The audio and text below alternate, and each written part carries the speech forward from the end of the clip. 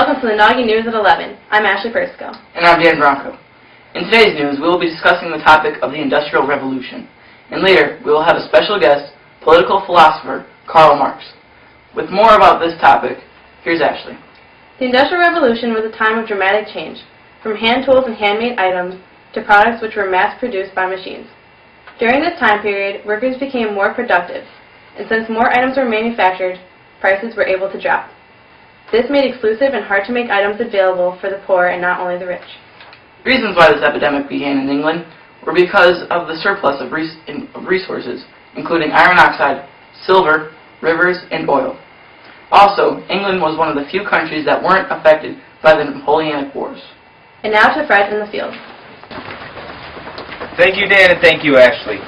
I'm here in Manchester, England, a site of where many of the large factories during the Industrial Revolution were.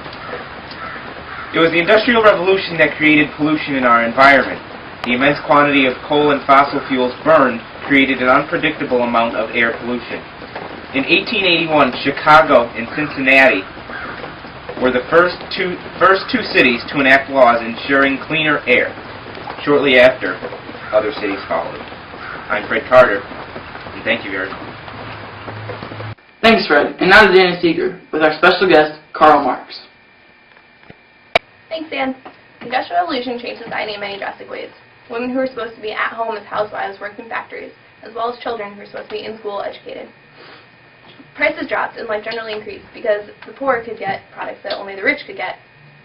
However, some believed that society would soon change completely. For example, Karl Marx, the author of the Communist Manifesto, believed that the change would be drastic from socialism and communism.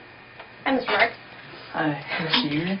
What do you think the difference between socialism and communism is? Well, I believe that under socialism, money was distributed under each person's amount of work. Under communism, on the other hand, money was distributed under needs. What are some of the long-term goals of communism?